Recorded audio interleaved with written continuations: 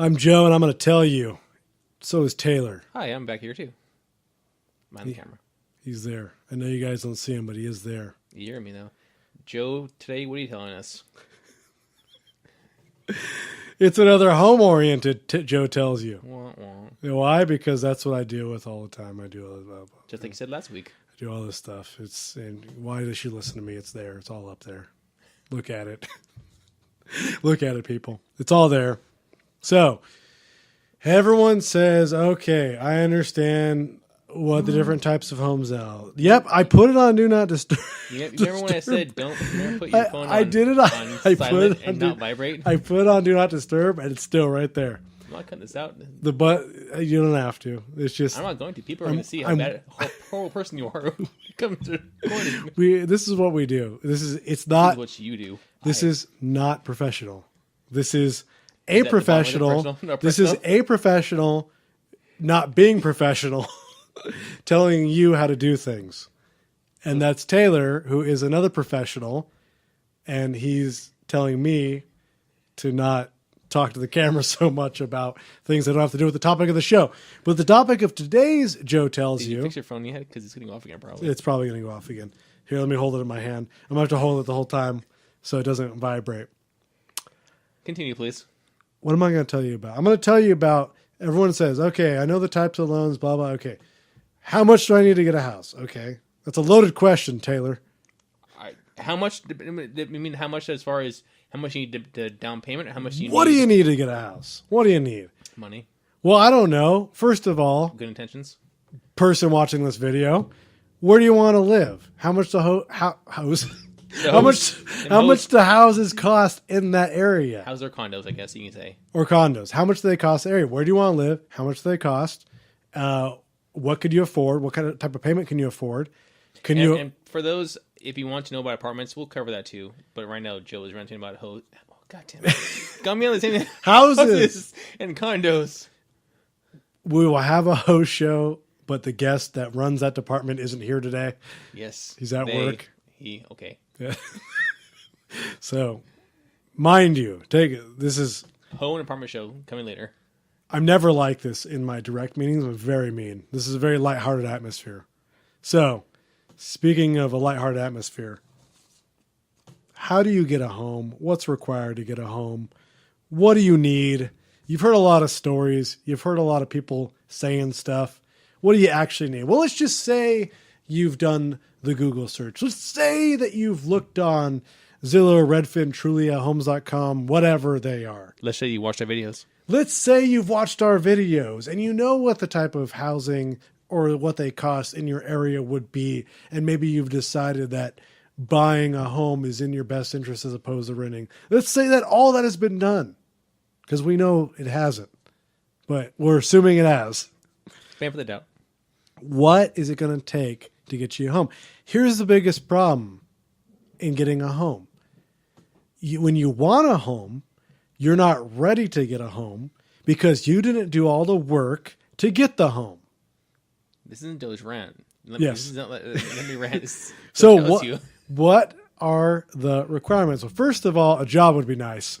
And I don't mean just any job. I mean a consistent job. Doesn't even have to be a good job. It just has to be a job good enough to get a loan for the amount of housing you want in your area, right? Would you advise buying a home alone or possible? It would be better buying a home alone or with somebody else. Depending on how agreeable you could be with that person for the next 30 years.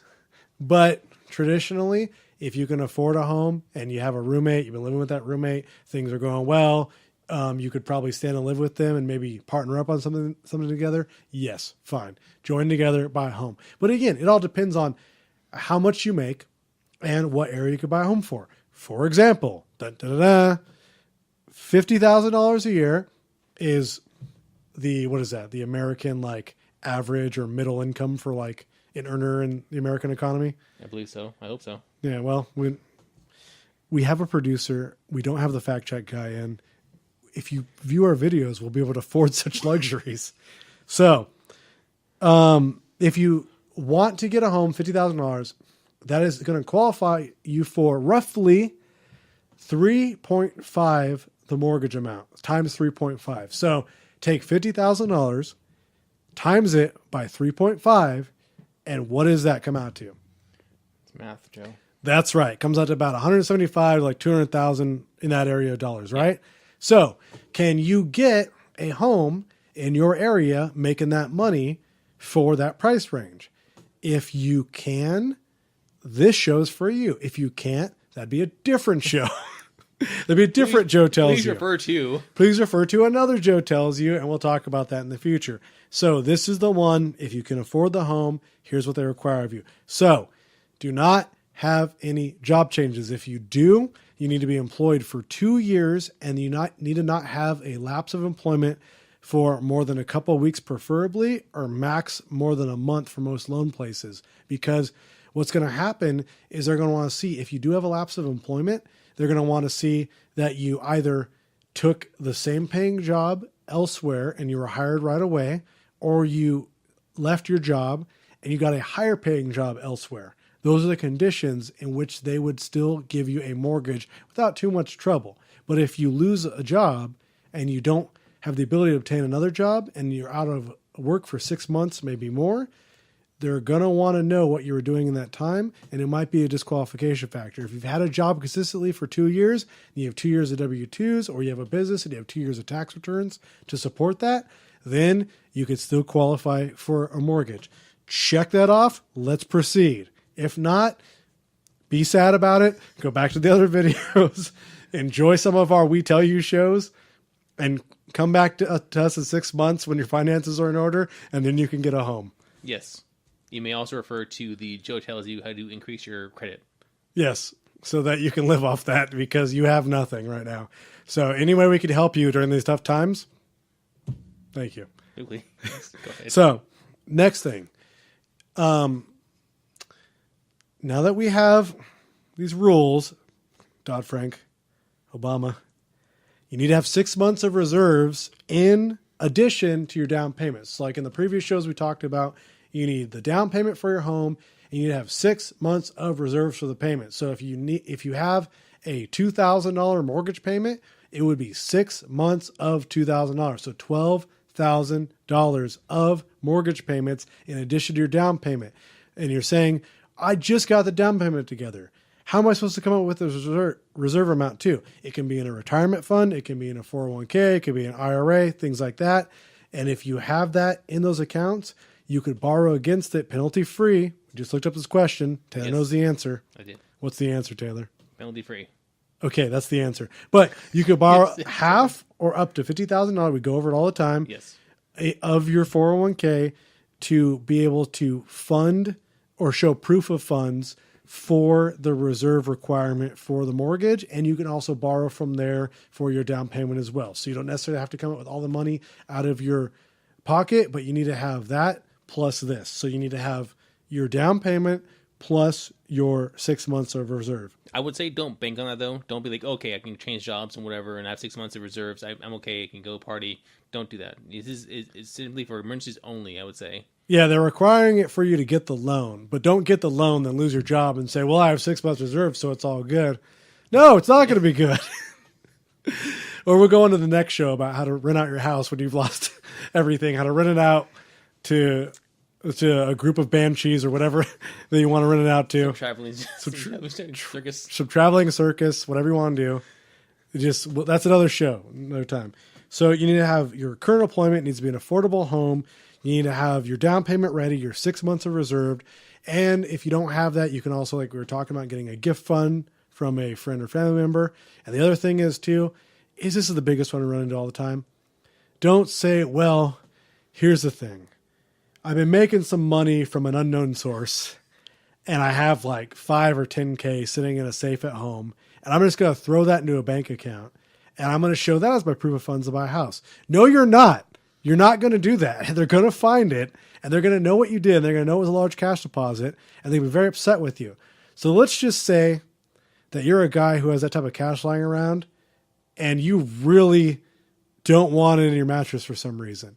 You could put it in your bank account, but you need to let it sit there for a while first because they're smarter than you are. They've already got this figured out. This is how money laundering takes place. if you want to launder your money, you throw it into housing, they know you're going to take the cash and dump it in there right away. If you have a large amount of cash from a legitimate source or not, don't throw it in the bank when you're trying to get your loan because they're going to think it's from an illegitimate source. So don't do that. So this could be advice for good people or bad people, depending on how you view this video. Preferably good. Try to care the good over there. Yes. But if bad, call our 857. Call our bad hotline at 857, whatever. So that's what you want to do. You want to make sure you have no large cash deposits going into your bank. Because if you do, it's going to be very suspicious. And you need to have everything documented. And if you have a business that runs on cash, it would be nice if you had a ledger with all of those cash statements in there and you had a bank account.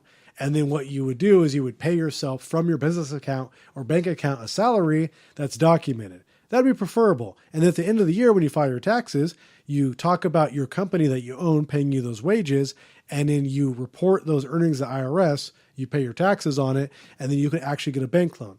So don't come to us and say, how do I get this all done right now? Because there's this sick home I saw that I really want. You need to prepare for this stuff. Also, if you own your own business, don't give yourself a $30,000 bonus.